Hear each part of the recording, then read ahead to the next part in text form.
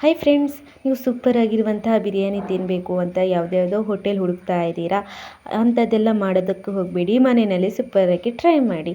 Simple ಆಗಿರುತ್ತೆ, ನಾನು ಹೇಳ್ಕೊಡ್ತೀನಿ. ಮೊದಲಿಗೆ ಚಿಕನ್ನ ದೊಡ್ಡದಾಗಿ ಪೀಸ್ ಮಾಡಿಕೊಂಡು ಅದಕ್ಕೆ ಒಂದು ಅರ್ಧ ಟೀ ಸ್ಪೂನ್ ಆಗುವಷ್ಟು ಅರಿಶಿನ, ಹಾಗೆಯೇ ಒಂದು ಅರ್ಧ ಟೀ ಸ್ಪೂನ್ ಆಗುವಷ್ಟು ಗರಂ ಮಸಾಲ ಹುಡಿ, ಹಾಗೆಯೇ ಒಂದು ಅರ್ಧ ಟೀ ಸ್ಪೂನ್ ಆಗುವಷ್ಟು ರೆಡ್ ಚಿಲ್ಲಿ ಹುಡಿನ ಸೇರಿಸ್ಕೊಳ್ಳಿ.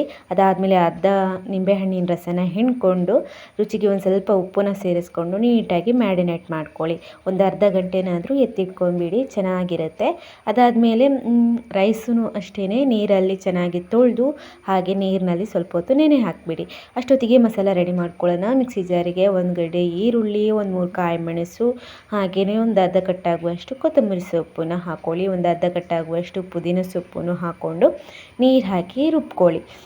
ಅದಾದಮೇಲೆ ಕುಕ್ಕರಿಗೆ ಒಂದು ಸ್ವಲ್ಪ ತುಪ್ಪ ಹಾಗೆಯೇ ಎಣ್ಣೆನ ಸೇರಿಸ್ಕೊಂಡು ಚಕ್ಕೆ, ಲವಂಗ, ಏಲಕ್ಕಿ, ಹೋಲ್ ಸ್ಪೈಸಸ್ನೆಲ್ಲ ಹಾಕ್ಕೊಂಡು ಒಂದು ಜಾಸ್ತಿ ಈರುಳ್ಳಿನ ಸೇರಿಸ್ಕೊಳ್ಳಿ. ದೊಡ್ಡ ಗಡ್ಡೆ ಆದರೆ ಒಂದು ಗಡ್ಡೆನೇ ಈರುಳ್ಳಿನ ಹಾಕ್ಕೊಳ್ಳಿ, ಸಣ್ಣದಾದರೆ 2 ಹಾಕ್ಕೊಳ್ಳಿ. ಚೆನ್ನಾಗಿ ಒಂದು ಸ್ವಲ್ಪ ಫ್ರೈ ಮಾಡಿಕೊಂಡು ನಾವು ಆವಾಗಲೇ ಮಸಾಲೆ ಕಡ್ದಿರೋದಿದೆ ಅಲ್ವಾ, ಗ್ರೀನ್ ಮಸಾಲೆ, ಅದನ್ನು ಸೇರಿಸ್ಕೊಳ್ಳಿ. ಹಸಿ ವಾಸನೆ ಹೋಗೋವರೆಗೂ ಚೆನ್ನಾಗೇ ಫ್ರೈ ಮಾಡಬೇಕು. ಹಾಗಾಗಿ ಅದಕ್ಕೆ ಒಂದು ಟೊಮೆಟೊನೂ ಸೇರಿಸ್ಕೊಳ್ಳಿ.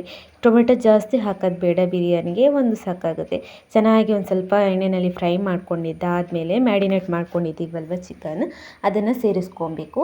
ರುಚಿಗೆ ಮತ್ತು ಅಕ್ಕಿಗೆ ಎಲ್ಲ ಸೇರಿಸ್ಕೊಂಡು ಉಪ್ಪನ್ನ ಇವಾಗಲೇ ಹಾಕ್ಕೊಂಡು ಚೆನ್ನಾಗೇ ಮಿಕ್ಸ್ ಮಾಡಬೇಕು. ಮಿಕ್ಸ್ ಮಾಡಿ ಚೆನ್ನಾಗಿ ಕುದಿ ಬರ್ತಿದೆ ಅನ್ನೋವಾಗ ಇದಕ್ಕೆ ಅಕ್ಕಿ ಎಷ್ಟು ತಗೊಂಡಿರ್ತೀರಿ ಅದರ 2ರಷ್ಟು ನೀರನ್ನ ನೀವು ಇದಕ್ಕೆ ಹಾಕ್ಕೊಬೇಕಾಗತ್ತೆ.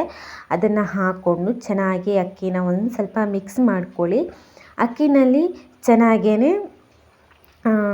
ನೀರೆಲ್ಲ ಮಿಕ್ಸ್ ಆಗಬೇಕು. ಅದಾದಮೇಲೆ ಕುಕ್ಕರ್ ವಿಷಿಲ್ನ ಮುಚ್ಚಿಬಿಟ್ಟು 2 ವಿಷಲ್ ಕೂಗಿಸ್ಕೊಳ್ಳಿ. ಅದಾದಮೇಲೆ ಸೂಪರ್ ಟೇಸ್ಟಿಯಾಗಿರುವಂತಹ ಬಿರಿಯಾನಿ ರೆಡಿಯಾಗುತ್ತೆ. ಓಪನ್ ಮಾಡಿದಾಗ ಉದುರಾಗಿರುವಂತಹ ಬಿರಿಯಾನಿ ರೆಡಿಯಾಗುತ್ತೆ. ಯಾವುದೇ ಹೋಟೆಲಲ್ಲಿ ಹೋಗಿ ತಿಂದರೂ ಇಷ್ಟೊಂದು ರುಚಿಯಾಗಿರುವಂಥ ಬಿರಿಯಾನಿ ನಿಮ್ಗೆ ಸಿಗೋದಿಲ್ಲ.